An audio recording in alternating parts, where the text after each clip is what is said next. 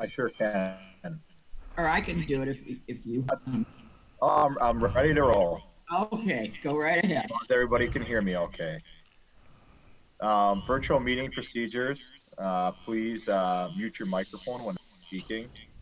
All PAC committee members and staff are considered panelists on here, and only panelists are able to speak and share video. Other attendees, public attendees, are only able to view and listen to the meeting. Attendees may submit comments using the raise hand feature, but this will be at the public comment period that occurs as the last agenda item on the meeting, and the host will unmute you in the order of your hands that are raised. We are not recording this meeting, but we do prepare a summary as usual, and that's published on rushline.org after the meeting. And with any in-person meeting, members may be recording this at any point, and we don't have control over that. And then we have Lisha's email address listed at the bottom in case there are any issues. Thank you. At this point, before we start the introductions, I'd like to read a statement. After the expiration of the governor's statewide emergency order, and upon consulting with our legal counsel and reviewing the current status of the COVID-19 infections and vaccinations, we have determined continued use of remote meetings for the Rushline PAC is no longer advised. While there are still some legitimate hesitations to the full return of in-person meetings, we must balance the transparency provided by full compliance with the open meeting law with the risks of the pandemic. Such a review requires our return to in-person meetings. However, due to the exceeding planning and notice of the July 15th meeting, it has been decided to make this meeting the last remote meeting under the emergency declaration.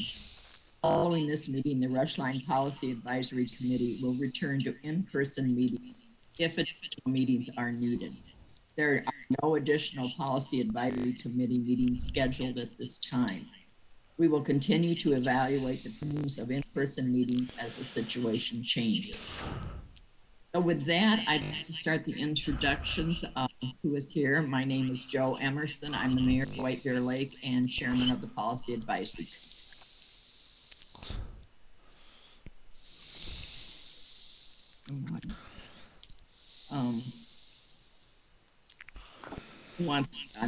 I don't have a complete list of everybody here. And I can't see everybody. For some reason, I can't see everybody yet. Madam Chair, would you like me to read our... That would be perfect. I would appreciate that. Thank you, Andy.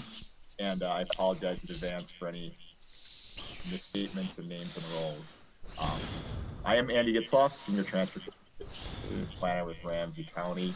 We have Susan Bento, Council Member, Ramsey County Commissioner Victoria Reinhardt, Alicia Valente on staff, Craig Lamont, Metro Transit Project staff, Alarcon, Ramsey County staff, Shannon Watson, All Area Chamber, John Solberg with MnDOT filling in for Ela as the ACT representative today, Terry Tao, Andrea Stoltz, Nelson from Gillette, Nelsie Yings, St. Paul City Council member, Jeannie Witzig, Kimley Horn, Mayor Abrams, Maplewood, Scott Yonke, Ramsey County Parks, Eric Gable, Venice Heights Council member, Jim Gersma, project staff, Barbara Howard, MnDOT, CRU, Hannah Valento, I think she's at SRF, Rachel Haas and our consultant team, Daniel Pena, staff.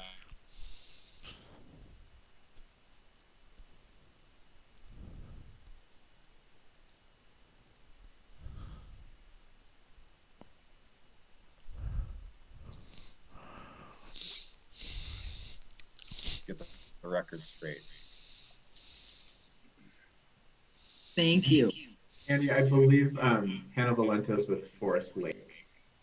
Forest Lake, I'm sorry about that. Okay.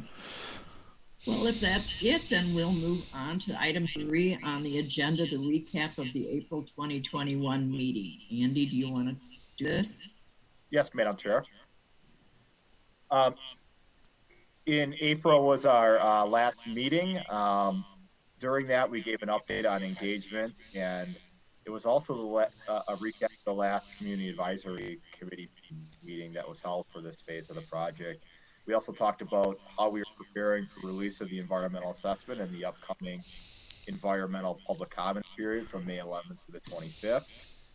Barbara Howard is here at that point to give an update, which on our cultural and historic resources process. We had an engineering update on coordination with issue resolution teams for each of the cities and resolution of getting our final bridge plans and layouts approved through the MnDOT process. And then talked a little about the landscape design approach. This was a document that helps to define both the aesthetic as well as some of the design parameters for entire corridor wide of the project as the project advances as it pertains to landscaping. And many of these topics we'll touch on again today. And there also was a meeting summary that was sent out to PAC members a few weeks ago as well. Thank you. All right, moving on to item 4, environmental update. 4A is a recap of public meetings June 2nd, 3rd, and 17th. Frank? Yes, thank you, Madam Chair. So as many of you know, the environmental assessment for the Rushline project was published for public comment, and the public comment period was from May 11th until June 25th. During that period of time, we wanted to organize some meetings to interact with members of the public, answer questions, provide information about the environmental assessment, and encourage people to submit comments. And so June, it was kind of a period of time when some COVID restrictions on activity were starting to be repealed or loosened. So we wanted to offer both a combination of in-person and online meetings in order to kind of reach people who might have different preferences as far as how they interact with projects. So first I'll talk about the two online open houses that we held on June 2nd and June 3rd. One of these meetings was at the lunch hour, and another one of these meetings was in the early evening to accommodate people with different schedules. The open houses began with a pre-recorded presentation about the Rushline project and the environmental assessment. There was closed captioning available in Spanish, Hmong, and Karen, interpretation in those languages, as well as closed captioning. Following the presentation that began the meeting, there was a Q&A period to offer people the opportunity to ask members of the project team about the environmental assessment or about the project. And we got a lot of really thoughtful questions. Some of the topics covered by those questions include the locally preferred alternative and how the route and the mode of BRT were chosen. There are questions about vehicle selection, ridership, some design aspects on Highway 61. There were questions about maintenance and operations of the service. There were a few detailed questions about some of the specific environmental resources covered in the environmental assessment, such as noise, water quality, right-of-way. There are some questions about the community engagement that we've been doing over the last 3 years as part of this phase, and also the previous phase as well. There are questions about the Ramsey County Rail right-of-way and the area where the Bruce Bento Ridge Trail is located in the right-of-way with the Rushline. And so this was a good opportunity to answer some questions and then encourage people who participated in those online sessions to submit comments either through the website or email or mail. So the other event that we held was the in-person open house. The first first in-person activity that we've done in quite some time. We didn't quite know what to expect, but it was really good to be able to interact with people in person safely for the first time in a while. So this was on June 17th. This is a 3-hour event from 4 to 7 p.m. The format of it was a series of informational boards that contained the exact same information shared in the virtual open house. And these were set up in kind of a circle at Union Depot in the head house there. You can kind of see some of the boards in the 2 photos on this slide. There was no formal presentation, so members of the public could show up at any point in that 3-hour period of time. We had 14 people who came and signed in, though I will caveat that we counted about 25 participants total. We just weren't successful in getting everyone to sign in on the sign-in sheet. But we were pretty pleased with that turnout, given that we also had about 42 people participating in the online session. At this in-person event, we did offer language services. We had an American Sign Language interpreter, as well as interpreters offering services in Spanish, Comm, and Karen. And at this in-person open house, we offered a few different ways that people could submit comments, and people could always submit comments from home, from their computers, or they could mail it in. But we also offered the opportunity to handwrite comments and put them in a comment box. And we also had a court recorder present who could take comments verbally and record them that way. So at this in-person event, we had some good informal conversations with the people who came on a lot of the same topics that were asked about in the online session. So details of the project, the route, what is BRT, how will it interact with the Vicento Regional Trail, some detailed questions about the environmental assessment. And so these were really good activities, and it was good to answer folks' questions and educate the public about the environmental assessment. So with that, I will hand things over to Andy, who will talk about the comments that were received on the environmental assessment. Yeah, thank you, Frank. And as mentioned, we had the comment period that ran through June 25th, and we heavily advertised that comment period to provide feedback on the environmental assessment. During that period, we did receive 6 letters from agencies, and a couple of these agencies are actually required to provide comments during that EA process. Those include the U.S. Department of Interior, U.S. EPA, Minnesota Department of Natural Resources, Minnesota DOT, Minnesota Pollution Control Agency, and the Capital Region Watershed District. In the environmental decision document that will be published this fall, all those letters will be included as an appendix, and each one of them will be individually responded to as part of that document. And we didn't have anything really, substantive or out of the ordinary in any of those comment letters that we received. In addition to the agency letters, we received a total of 184 comments from either individuals or organizations that came in through primarily through info@rushline.org. We did get, I believe, 1 or 2 that came in through U.S. mail. And those will receive what is a thematic response. So any comment that's substantive pertaining to the EA will be grouped into the common themes, and then we'll respond to them in the document. So all the comments, just like the agency ones, will be included in the document, and then you'll have this thematic response that goes along as part of it. And we can move to the next slide. And right now, staff is in the process of combining all the comments, and some questions are part of that as well into overall themes. And we bucket them as such that the first category is either people expressing support generally for the project or opposition for the project.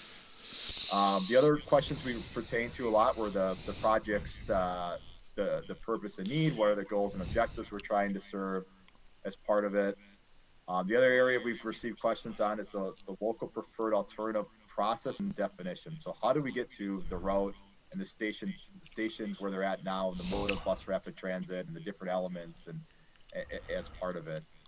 We also received questions and some concerns on ridership and what are those impacts from the COVID-19 pandemic.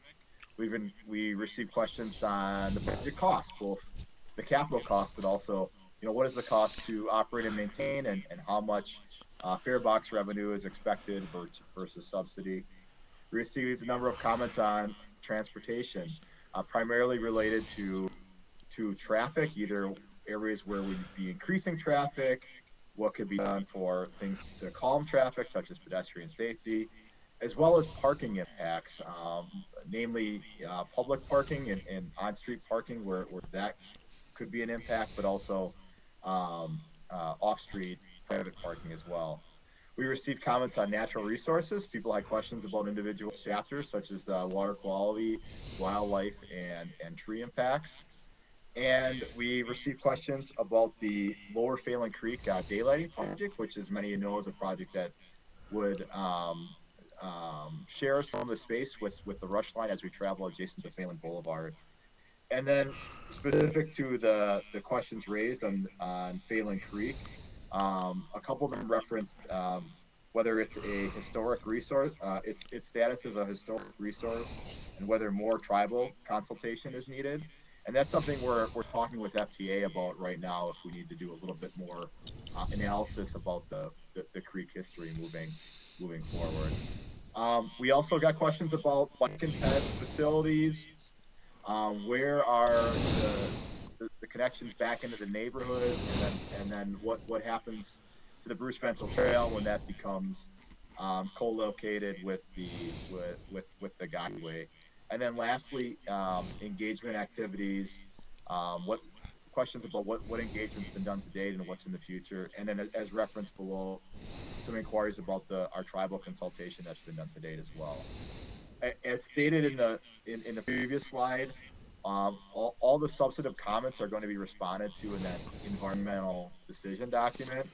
I think one of the big challenges now, it's somewhat of a waiting game, because we have to draft those. We'll, as the project team, and work with FTA to make sure that we're responding to those in the right manner, and then that document will go through the process. So by the time that process gets done, it'll be early October when an environmental decision document comes out that includes these responses to comments. One other area, the EA update. Oh, was there? Right. I'll continue on 2 more slides here, and then I think at that point we can pause for questions, because this is a pretty meaty topic area. The other area we wanted to bring up was recommendation from the project team and the technical committee on the build alternative. If you recall, when we published the EA, we weren't quite sure about sizing for the park and ride proposal at Highway 36 within the corner of Harvest Park. And we looked at both a no build that was a station only, and then an option that was a build that was originally a full structured parking, but the ability to phase that as a surface parking to begin with. So that comparison within the document allowed us to really better understand what the differences and trade-offs are for both. And what we found out is that even though there is a cost increase for adding the parking, it does give you a boost to ridership, and that is one of the key goals of this project, is to serve as many riders as possible. But one thing that's also evolved as part of this is that 300 space structure seems much farther off in the distance, and is something that, although we would want to design for to be able to accommodate in the future, we would want to be explicit in this environmental decision that it'd be starting with a initial 170 space surface parking lot within that same footprint. And this would be parking that would generally be used, Monday through Friday during the day, and incidentally could be used on nights and on weekends for use by people visiting Harvest Park. So we feel that this decision provides for the greatest flexibility as the project advances. The last thing I'm going to touch on here is the schedule, and I also note that Jeannie Wittig is here, and she's available as well to answer any of the more the nuanced or detailed questions on these environmental steps. Um, right, um, right now we're as a staff, as a project team, we're compiling the attachments to that environmental document, and then we'll send that off to FTA in another week, and then they'll review that.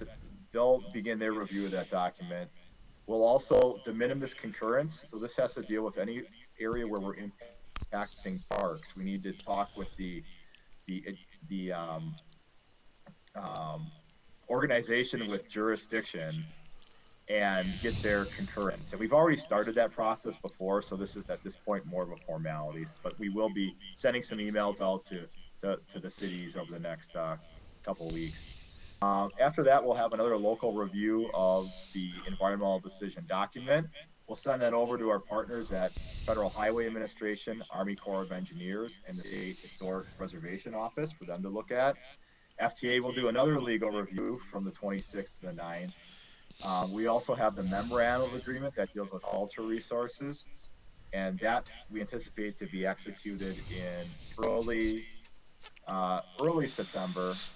And then the final environmental document goes to the regional administrator at FTA in mid-September for their review and signature. In addition to FTA signature for the state process, Ramsey County would issue the state negative declaration, and that would be done again on October 1st. So once all these signatures happen, the final step that needs to happen is at the state level in the EQB, or I mean at the federal level in the EQB monitor on October 4th and October 11th. So that's going to conclude the FTA um, decision. So that's when I referenced before, all that final document would come out in the response to comments in that October 4th or October 11th time. Federal highway, since we crossed 694, that is federal jurisdiction, they're going to need to issue their own decision, and that would occur after October. So we're pegging that for fall, but it's not as critical of a decision-making time frame. So that was a lot to go through on the schedule. I see Commissioner Reinhardt. Um, Commissioner Reinhardt has her hand up, and I also have Jeannie Witzig at the ready here to provide more details. Go ahead. Thank you, Madam Chair. Could you explain what the Ramsey County Issued State Negative Declaration means? Jeannie, will you please handle that one?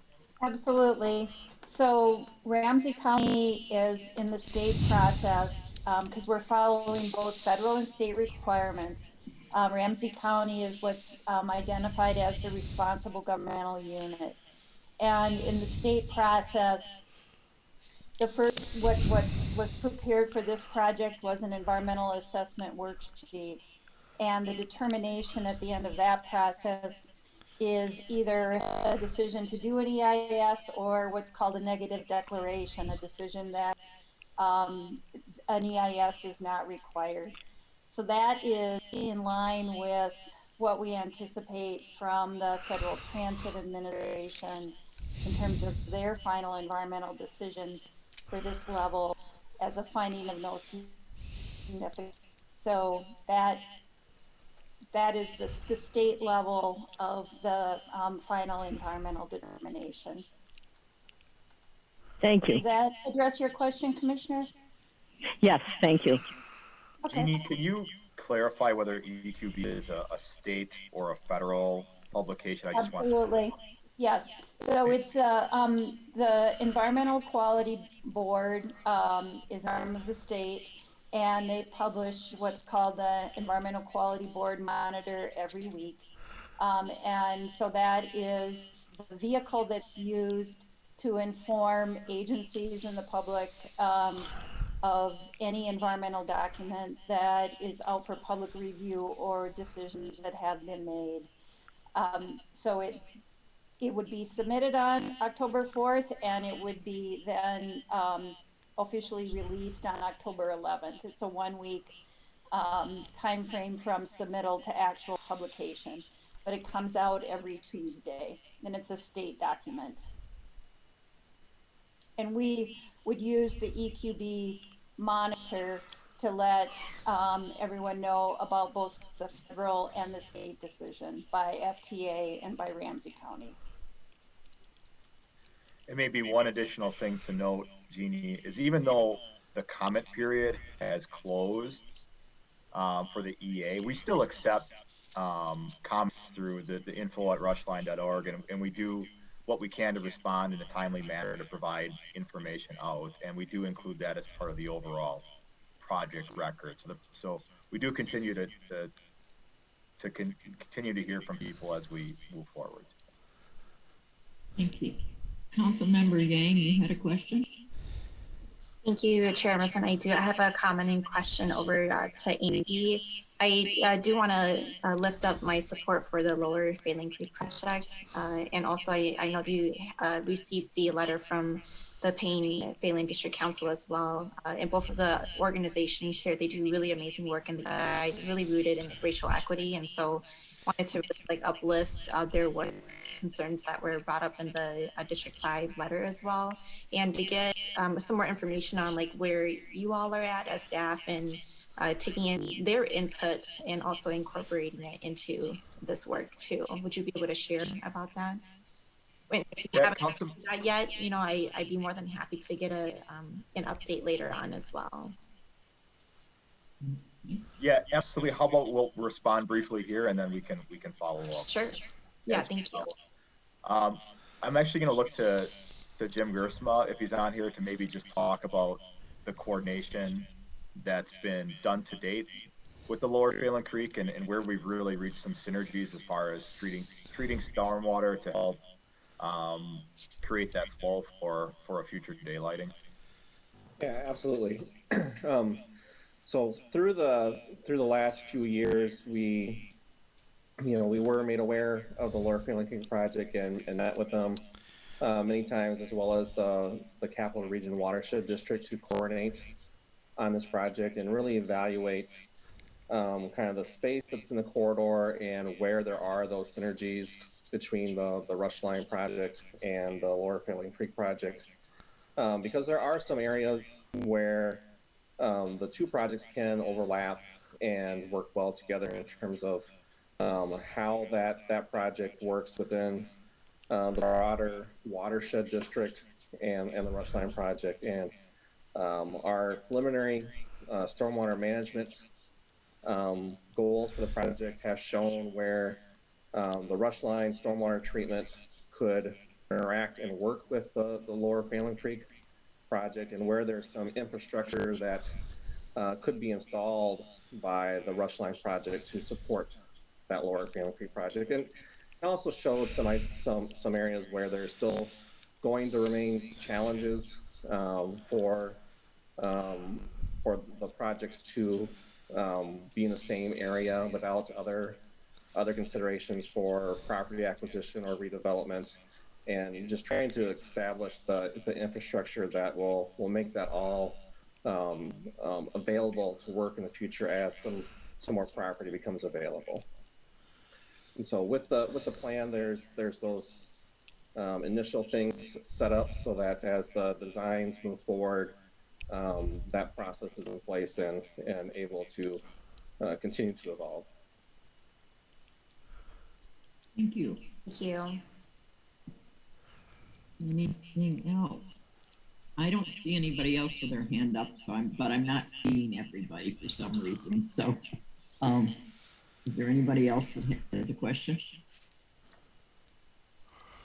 Well, if not, then we'll move on to 4D, the preferred, no, oh, we're already up to 6, sorry, 5.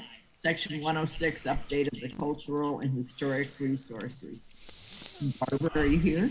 I am here. I hope you can hear me. Yes, we can. Wonderful. Good afternoon, everyone. At the April meeting, I provided you all with a brief summary about our identification efforts and let you know that we had identified 28 historic properties within the project's area of potential effects under the Section 106 process, which is required under the National Historic Preservation Act. I also let you know that we had been consulting with consulting parties about how to make sure that we don't have adverse effects on 9 of those historic properties. And we also have been discussing how to mitigate actual adverse effects to 5 of the historic properties, all of which that are associated with the Lake Superior and Mississippi Railroad corridor. So we had our 5th consulting party meeting back in June. And during that meeting, we finalized all of the conditions and mitigation items that needed to be put into a memorandum of agreement under the Section 106 process. So everything kind of came down the way we were expecting it to. And I think I presented all of this to you back in April, but just to let you know, the final conditions and mitigation measures, we have several areas where the design team needs to consider vegetative screening between the project and historic properties. There are design requirements for a few areas, and then construction protection measures for a few areas. All of that's just to ensure that there are no adverse effects to those 9 historic properties. The agreement also outlines the mitigation for the LS&M, and as we've expected, that mitigation is quite extensive because there's quite an adverse effect to the properties. We have a data recovery of one of the 1868 railroad alignments near Weaver Elementary, and data recovery, you might recall, is where the archaeologists go out and dig out all of the information they can about that historic site before it's destroyed. We have possible avoidance of 2 other 1868 railroad alignments, one which is near Harvest Park, and the other one is south of Beam. And if avoidance is not possible, then there'll be data recovery at those 2 locations as well. We'll also have a National Register evaluation of the entire LS&M corridor, starting in St. Paul and going all the way to Duluth.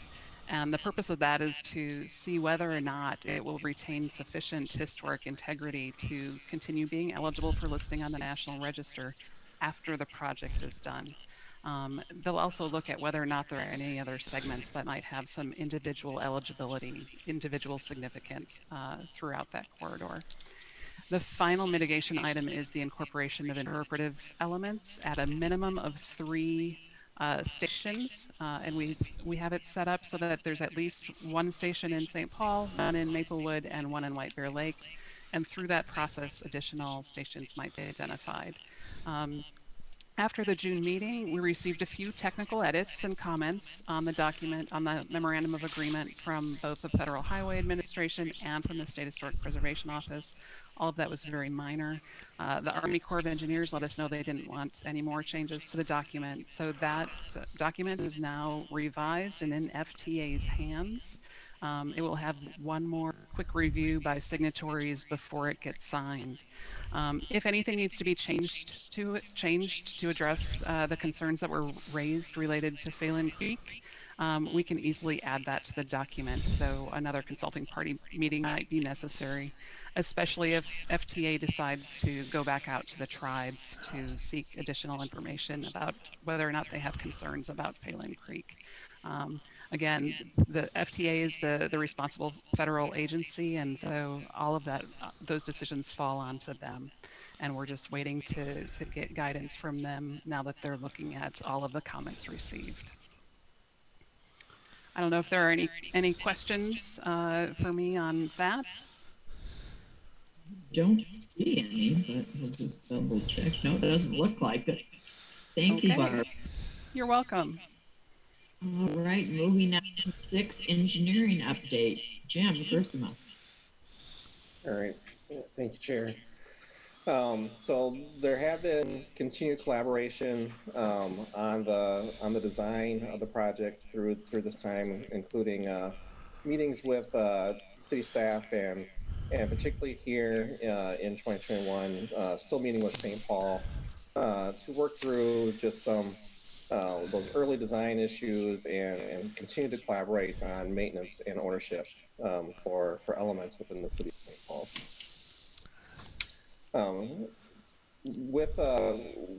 Also during this time, we've been advancing the project through the Minnesota Department of Transportation process. And that starts with staff approved layouts for all the elements that are within the Department of Transportation right away. And from the case of Rushline, there's 4 specific locations for that. We have a connection there at Arcade Street, which is Minnesota Highway 61, and we're in the final signature process for that layout. We have a sign layout for the Rushline crossing of Highway 36, and a sign layout for the Rushline crossing of Interstate 694. And then for the Highway 61 corridor north of 694, we are in that final signature process for that layout, as well as we've been responding to the final comments here over the past few months. And then along with that, there's been early work done on the bridge designs for the project, and in the case of the Department of Transportation process, those are preliminary bridge plans.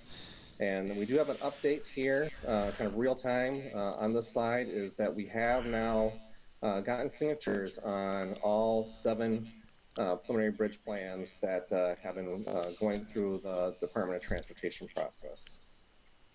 And so that is the good news there, and that is the end of the engineering update today. Thank you very much. Are there any questions for Jim? I don't see any, so we will move on to 7, project development phase transition. Andy, I'll turn it over to you, and then we'll go from there. Yes, thank you, Madam Chair. This is a graphic that should be familiar to PAC members. We've been using this from the beginning of this phase, and you can see here when we look under the environmental analysis, we've had our public comment period and we're approaching the environmental decision. So we really are approaching the conclusion of this phase, and I would say we've already begun somewhat of a transitional period right now, where before we get into project development. And a big part of that transitional period is, if you look at the boxes right above, you'll see Ramsey County, and then you'll see Metropolitan Council. Ramsey County's final part of this project, as far as leading it, would be getting through into the environmental decision. And then over the course of the summer months, we're slowly transitioning to Met Council to hire staff, to procure contracts, and to lead the project through the next phases. And with that, there's 2 announcements here, but I didn't want to introduce Craig Lamoth. Craig Lamoth will be the new Rushline, or as it will be called, the Purple Line, once it transitions over to Metro Transit project director. I will still remain in as a senior project manager within that project office, representing Ramsey County, as well as a number of other staff. But a pretty significant milestone that will soon be reached, we could say, with this fall, when upon environmental decision. And then the other milestone that we would need to complete would be to enter into FTA's capital investment grant program. So with that, I'm going to turn it over to Craig to add any additional points on this slide, and then handle the remainder. Thank you, Andy. Good afternoon, Madam Chair and committee members. As Andy mentioned, we are in the midst of a transition, the lead agency role transitioning from the county to the council. A lot of work is just underway and will continue throughout this remainder of this year. And then we anticipate being able to pick up things early next year and start aggressively moving forward with the advancement of the project through the project development phase and the phases to come after that. If you can go to the next slide, please. So what is going on right now is that the lead agency role is being transitioned. It's a process that we know well in this region, has been used on pretty much all of the past rail projects, and most recently in 2017 with the Metro Gold Line project. As part of that transition, there will be activities that will be continued to be carried by the county, mostly activities that are already underway and need to be completed. including completing the environmental analysis phase, the phase we're in now, completing any remaining Minnesota Department of Transportation and municipal approval processes for highway improvements, and probably most important for getting us into the next phase is for Ramsey County to make a full funding commitment for the project development phase. That is a key milestone to get into the next phase. Right now, the project is not yet in the federal program, and that's the next step we want to take in order to demonstrate to the Federal Transit Administration that this project is ready to be entered into the project development phase. We have to show that we have all the necessary funding we believe we need for the next 24 months during that project development phase. So all of that will be coming here within the next several weeks to months. If you go to the next slide, please. So then some of the new activities that are going to be started up by the council as we take over the lead agency role. We'll, one, continue to work with the county on the remaining activities that need to be wrapped up. But then we'll be initiating procurements to advance the project. We'll be hiring another consultant team. Jeannie and Jim have been great and helped to this project, advancing it to the point we are today with 25% design and a nearly completed environmental process. For the last 3 years, they've been working hard to get us to this point. But we'll be bringing on board a new consultant team to help complete the design, also provide design support during construction, as well as project management services to help augment the agency staff that will be leading the project for the remaining 5 years. And then preparing to get into the federal program, we're planning on submitting a request to FTA late summer with the hopes of being in the federal program officially in the early fall timeframe. And then a lot of work needs to be done to be able to set things in motion for a successful project development phase. That includes entering into multiple interagency agreements between the council and the county, and between the council and the Minnesota Department of Transportation. Relatively speaking, it'll be a slow time since we will not be advancing the design any further until the next phase. But there'll still be a lot going on. But as it relates to project committees such as this one, we'll be forming project committees in early 2022 to coincide with the new consultant teams coming on board to help advance the project's design at that time. Next slide. Frank, I'll turn it over to you unless there are questions for me from the committee. Wait, I do see, sorry. Got to go back now. Where did I see it? I did. Shannon Watson has her hand. Okay. Okay, Shannon, please go ahead. Thank you, Madam Chair. I'm wondering, how does this transition affect the PAC? Are we almost done here, or do we continue on? That's a great question, Andy. You want me to take that one? Go right ahead, Craig. Not that I don't love hanging out with you people, and I'm still going to do it. You're not getting rid of me. I just want to know organizationally. No, this is a good question. So the committees that are in place now were put in place by Ramsey County as the lead agency for this phase. There are also similar committees for the prior phase. Going forward, the county will hand that duty over to the council. The council will then implement a very similar committee structure for the project for the remaining phases over the next 5 years. There'll be some changes in terminology. For example, the Policy Advisory Committee will cease to exist as a Policy Advisory Committee, but there will be a Quarter Management Committee, which will be created, and that'll be chaired by the chair of the Met Council. That's been the past precedent for these projects. So basically, there'll be a policy level committee for this project. There'll be a technical committee. There'll be a Citizens and Business Advisory Committee, just as there has been for this phase.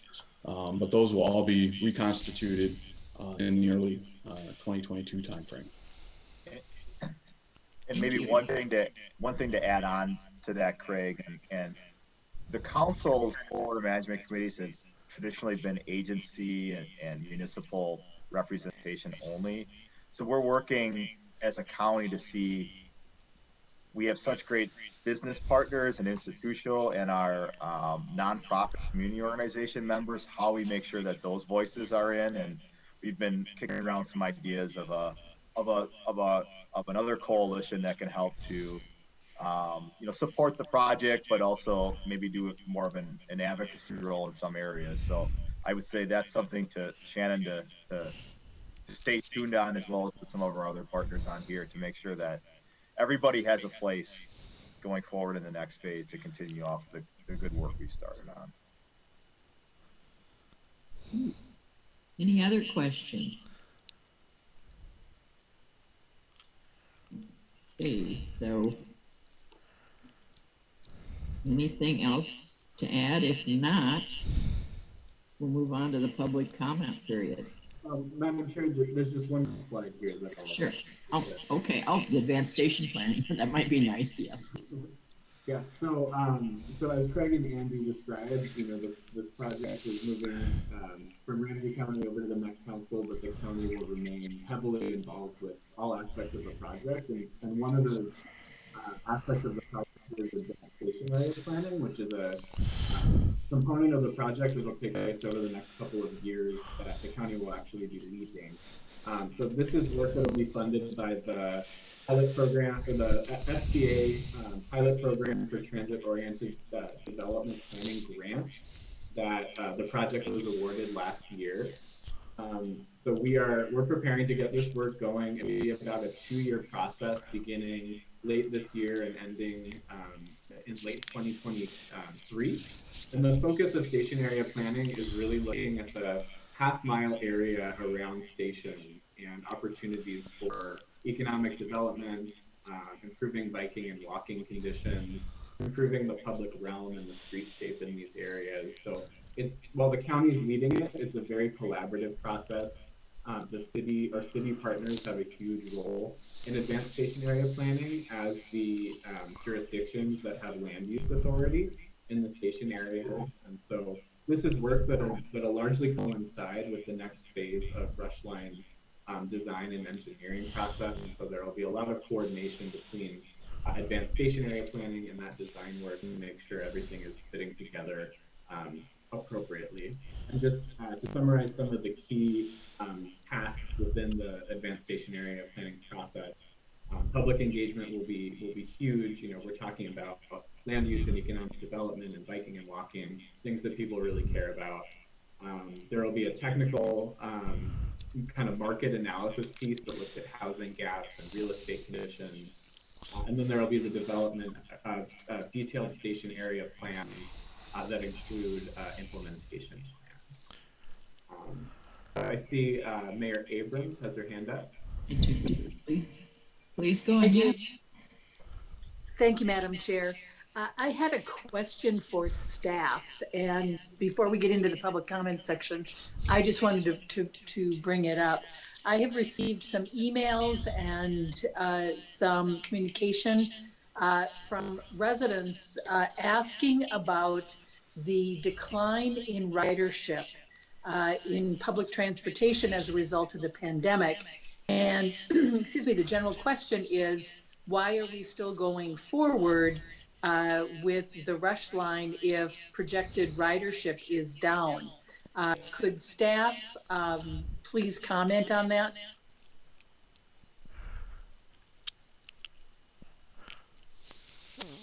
Andy, do you want to take that one? Yeah, I can certainly start with that question. So that is something that came up in our public comment as well, and we've also updated our FAQ that's on the website to provide some more guidance on here. The short answer is, this is really a long-term investment. We look out to a horizon year of 2040 for the planning and the estimates that go as part of this.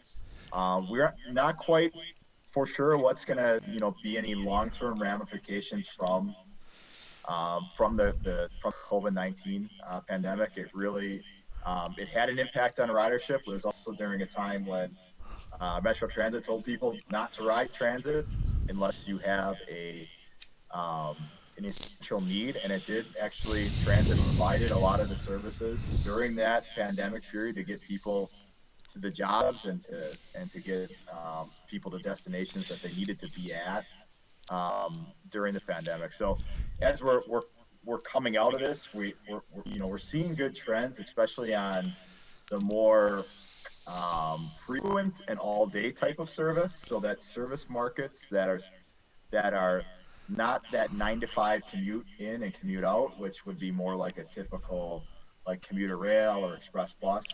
Um, those types of services may take longer to come back or may not come back the same. But that frequent all day service that matches up to different type of jobs, not the 9 to 5. So think about Rushline, think about like the hospitals that are along the corridor and the workers and the hours and shifts that they're working and the types of jobs that can't be done remotely. We also looked at some studies and framework that roughly 60% of jobs can't be done remotely when you look at it. So there will be a need. There will be a need for transit going forward, and it's something too that these projects is a long horizon. Environmental is coming to a close, but there's a lot more detailed engineering going forward. A lot of the ridership updates are going to need to wait it out a little bit to see not necessarily even 2021, but what 2022 looks like. That is when Metro Transit will do an update to their onboard survey. It'll actually kind of start later this year, but really ramp up next year to get a better understanding of transit travel behavior is out there right now. We're also working with the U of M on a study to understand better what those midday trips look like and why people are taking them, to really understand what that market is, to how we can better serve it.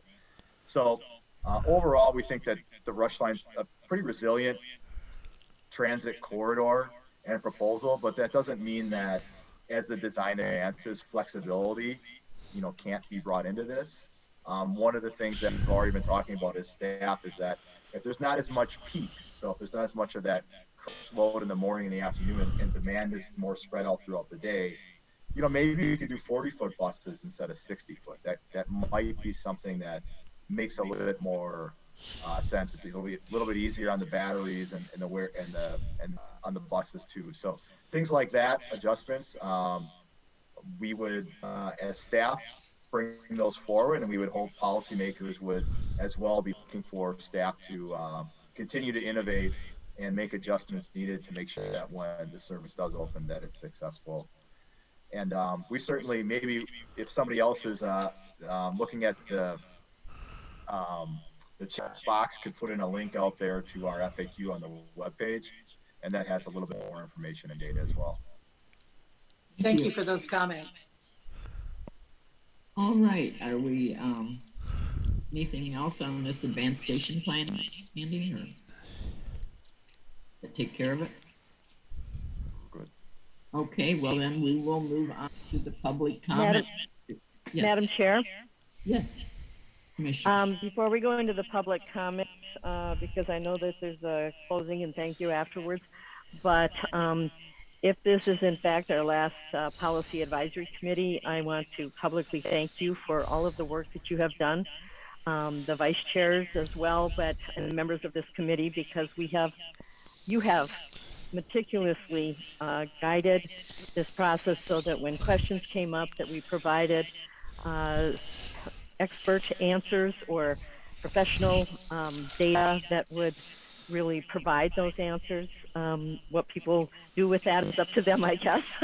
But the fact of the matter is we have been listening, and you have done, I think, a really good job of trying to focus in on what is fact, what is not, and moving this forward. And so I didn't want to pass up this opportunity to thank you and thank the members of this committee for all of the work that's been done. And if we happen to come back together again, which we may, then I'll thank you again at that point. But I think it's important to understand how complex a project like this is. I mean, we started in 1998. I know that you weren't part of it then, but for the really critical decision making and all of the analysis that went into this, you have been part of that for the entire time. And so I wanted to thank you for your service, not only to the city of White Bear Lake, which is the city I live in, but also to the region, to the state,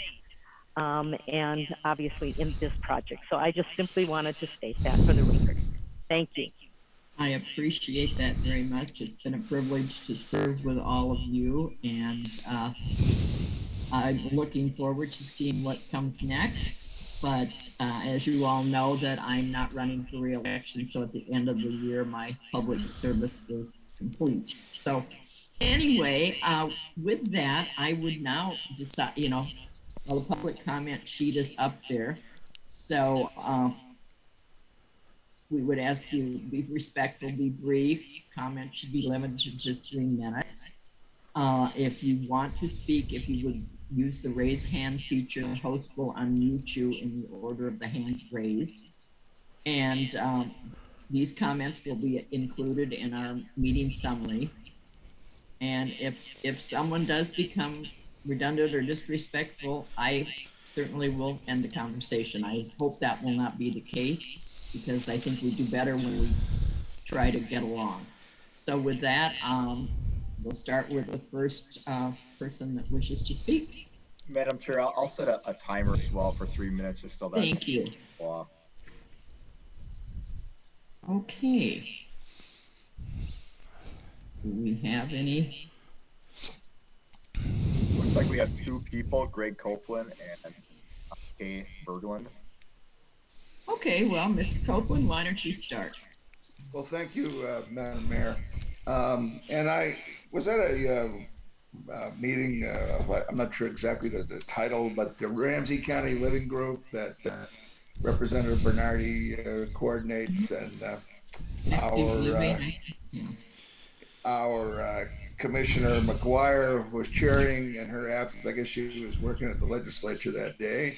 And in any event, the subject of the title of that the county holds to the property came up in the conversation. There was someone from the Minnesota Bicycle Alliance there that went into some discussions with another party. I don't have all of these notes in front of me, but from your Public Works Department at Ramsey County, who I believe is attending this meeting today, and he said he was going to look into some of the questions that were raised as to what the title status is of the actual rail line.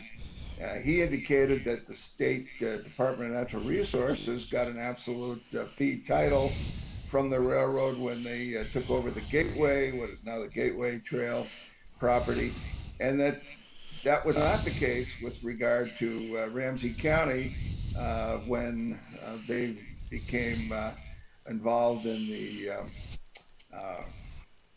rail authority business or whatever, prompted by taking over what is affectionately known to those of us that like the Vento line.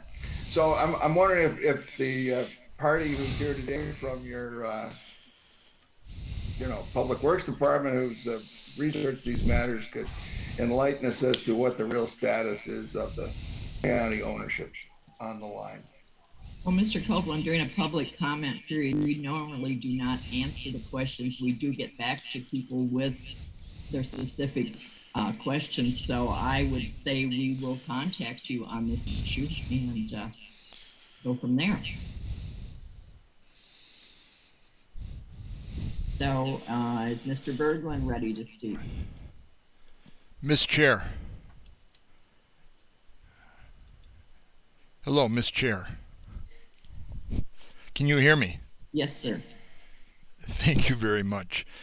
And first thing I'd like to just state for the record here, my name is Kevin Berglund, Citizen Reporter News. And I've tried to follow this from pretty much conception of the Policy Advisory Committee, and it's been very hard. To add to the previous commenters, public commenters' comments, it was mentioned that, and I've tried to attend numerous of these, and meetings, political advisory committee meetings, and I have commented on public comment numerous times, and never has the staff or anyone else gotten back to me. So I just wanted to put that in the record, that at least in my case, that is not accurate. Number two, and maybe the staff can shed some light on this, as Mr. Gistloff began his comments, he said there was no recordings to be made, and of course That's odd that all these policy advisory committee meetings, there's never been a recording made. And I think that shows to deficiency. And it leads to my next comment is that a lot of these meetings have been constructed and put together in more of a hidden instead of a transparent manner. It would have certainly aided to transparency if recordings would have been made, so review could have been made by the public and others. The summaries that have been made have at times been very inaccurate. And the other point I would like to make is that unfortunately this political advisory committee has been very politicized, involving a lot of politics, and has not been involved with a lot of facts. It's been more pushing a political agenda through rather than carefully and analytically looking at the facts. And so there's often been a lack of facts, and when questions have been raised about the facts and the statistics of the community engagement meetings, they have not been available, and I'm not even sure if the facts, even of something as simple as that, exist. But on many respects, there's been a real lack of attention to doing getting facts out there, and in favor of more disinformation. So I do want to thank you. I guess thank you for your service, but this has not been the good government type of approach to policy making, Mayor, and it's been. Thank you. Pardon Your me? time is up, Mr. Berglund. Thank you very much for your comments. Is there anybody else that wishes to speak? Does not appear so. Andy. Mayor, it looks like we have Scott Egert with his hand raised. He also typed questions, so I'm not sure if you want to speak or read the question. Either way, sir.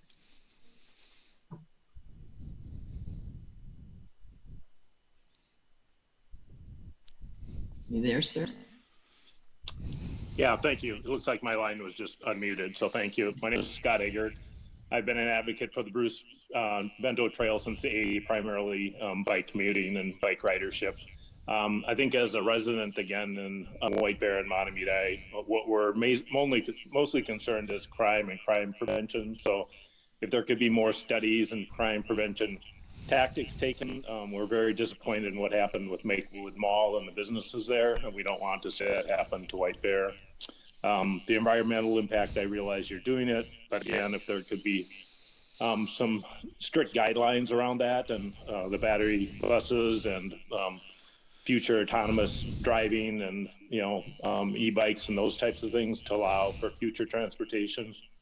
And then if the bus garages again could not be in downtown and the parking could not be in downtown White Bear, that would help a lot of people that are concerned about the historic nature of downtown. So if those could be pushed to the south end of 96 or the top end of 96, I think that would help a lot of people, primarily not having a bus station right downtown. Thank you. Thank you, sir. Is there anyone else? Well, if that's the case, then I guess we are coming to an end of this policy advisory committee. So I'd like to thank you all for joining us at this final advisory committee. I appreciate all the hard work that members have contributed to this phase of the project since March of 2018. But as Commissioner Ryan said, we've been at this since 1998, so this is not a new policy committee. Important contributions have also been made by the Technical Advisory Committee, the Community Advisory Committee, and project staff and consultants, for which I'm extremely grateful for your assistance and the ability to be able to work with you. I've enjoyed that relationship, especially in the last year and a half, among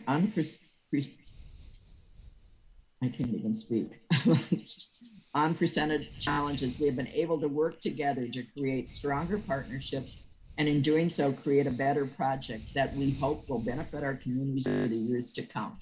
And I think we still have a long way to go. We still have questions that have to be answered.